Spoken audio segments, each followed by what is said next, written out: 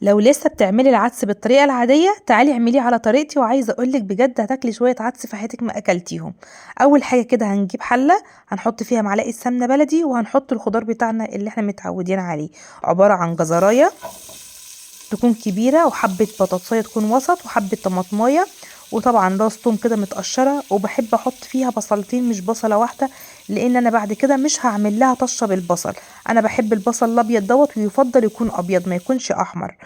وبشوحه كده لمدة دقيقتين 3 كده اشم ريحته الحلوة بقى كده النفاذة. وبعد كده هنزل بنص كيلو من العدس المغسول كويس جدا جدا ومتصفي كويس جدا. وقبل ما انزل بالمية المغلية، العدس طبعا بيكون واخد تشويحة حلوة برضو مع الخضار، وبعدين بنزل بالمية المغلية بغطيه وبسيبه لمدة نص ساعة كده على نار هادية.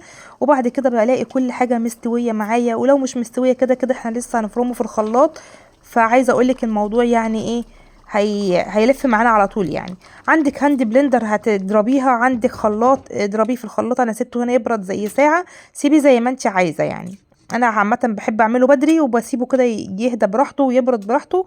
وبعد كده بضربه في الخلاط وبرجع اصفيه. ليه امل بتصفيه؟ علشان الطماطم بيبقى فيها قشر، انا ما بحبش منظر القشر في العدس. لكن باقي الخضار كله متقشر فعادي كله بينزل معاكي في المصفى السلك. بعد كده هرجع الحله تاني فيها معلقه حلوه محترمه سمنه بلدي، عدس يعني سمنه بلدي. عايزه تاكلي شويه عدس يتحلف بيهم يبقى سمنه بلدي تكون نظيفه. يا جمال السمنه البلدي بتاعت ام ورد، تحفه تحفه تحفه، شويه عدس اقسم بالله ما في معلقه باتت منه. بصوا بقى، حمرت نص كوبايه من الشعريه، وبعد ما حمرت الشعريه في السمنه البلدي هنزل بكوبايتين من الميه المغليه. انا بنزل الاول على الشعريه بالميه، ما بنزلش بالعدس. احط بقى الكثير من الكمون والقليل من الفلفل الاسود، لان العدس بيحب الكمون. وطبعا معلقه صغيره من الملح. وبقلبهم الاول علشان هما لما بيتحطوا مع العدس بيكتلوا كده في العدس، اللي بيعمل العدس ببقى عارف انا ايه قصدي، فعشان كده انا بوزعهم الاول في الميه قبل ما بحط العدس. ادي العدس بعد ما ضربته وصفيته، شايفين شكله تحفه وريحته في منتهى الجمال. انا بحط البهارات في الاخر ليه؟ علشان تفضل نكهه البهارات الحلوه موجوده في العدس، ما بحطهاش وانا بسلقها. لما تحطيها وانت بتسلقيها هتمرر معاكي وريحتها هتروح اصلا. غطي على العدس بقى، هياخد كده تقليبتين كده او غلوتين وهيستوي معانا كده كده خلاص. الشعريه خدت غلوتين في الميه على غلوتين في العدس، هتلاقي استوى معاكي. الحبه اللي فاضلين بقى هنعمل بيهم الشوربه، ما ينفعش عدس من غير شوربه. هنزود بقى الميه المغليه لحد ما ناخد القوام المطلوب للشوربه. خلاص. وبعد كده بقى هنبهر بتاع الشوربه، معلقه صغيره من الملح، وطبعا لما يعوز حطي تاني عشان ما تبقاش حادقه معاكي. القليل برضو من الفلفل الاسود والكثير من الكمون. وحطي بقى كده معلقه سمنه بلدي كده حلوه برضو على الشوربه علشان تشربي شويه شوربه.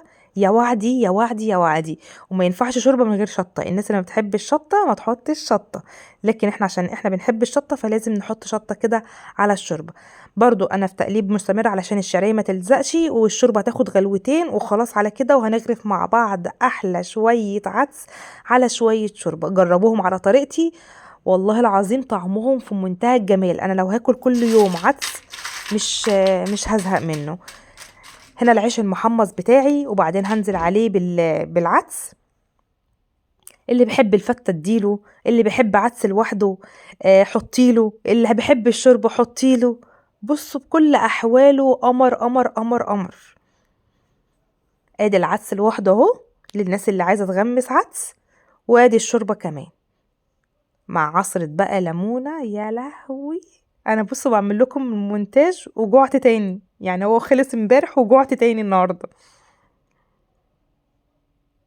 وقدمته بالشكل اللي انتوا شايفينه. اتمنى يكون الفيديو عجبكم. والبصل اللي انتوا شايفينه دوت انا هكتب لكم طريقته في الكومنتات، لانه تحفه. بعمله قبلها بساعتين علشان يلحق كده البصل يتخلل معايا. بصوا بقى الخبز دوت حلو قوي، انا جبته جاهز عشان اعمل بيه الفته، حبيت ان انا اوريه لكم. متحمص حلو قوي، والتوابل اللي عليه ادت العدس في حته تانية خالص، طعمه روعه الروعه يا بنات. انا ما رضيتش احمر عيش شامي، رحت جايباه صراحه استسهلته، وقلت ايه اعمل بيه الفيديو معاكم. حبيت اوريكم شكله عشان لو لقيتوه تشتروه. ممكن كمان تعملي بيه سلطه الفتوش، ممكن تعملي بيه حاجات كتيره قوي.